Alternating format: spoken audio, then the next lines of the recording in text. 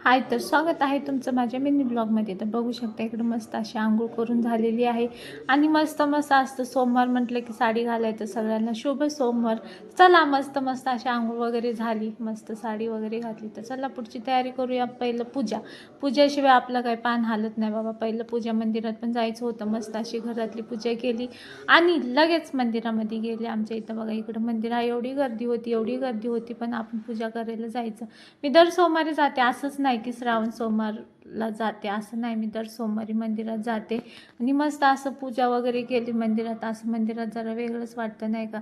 तर आज सोमवार होती म्हणून खूप गर्दी होती. दर सोमवारी एवढं नसतं रोजच्या सोमवारी, तर आज सोमवार होता म्हणून श्रावणचा, तर खूपच गर्दी होती. मस्त अशी पूजा वगैरे केली, बघू शकता. आणि आमच्या इथं रोडच्या साईडला छोटंसं मंदिर आहे, तिकडे लोक येतात, मनोभावी पूजा वगैरे करतात. मग मी तिकडं काय प्लेट ठेवली, ते पाणी असं अमृत आहे देवाचं, मी दर सोमवारी पिते.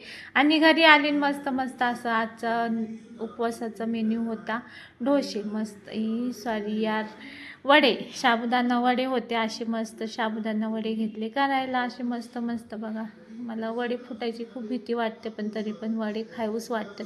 मस्त अशी वडे केले, इकडं मस्त अशी चटणी केली बघा, एकच नंबर. मग सगळं खाऊन वगैरे झालं, बघू शकता. हो आले इकडं बघा, मस्त असे वडे झालेले. मग नंतर पोरांना दिलं चहा खारी. पोरांचा काही उपास नसतो, पण त्यांचा पण उपवासच असतो आज, कारण की नाही का त्यांना पण उपासा दिवशी वडेच खायला देते मी, दुसरं काही बनवत नाही. संध्याकाळी डायरेक्ट जेवण बनवते. मग आले, मग त्यांच्यासोबत मस्त असं फराळ केलं म्हणजे थोडंसं केलं आणि लगेच साफसफाई करायला घेतली. तर रोज करून वैताग आला यार. चला, हे रोजचंच होतच राहील. तर असं मस्त किचन वगैरे स्वच्छ केलं, असं बाहेर मस्त पावसाचं वातावरण होते आणि किचन आवरून घेतलं. चला बाय, यासाठी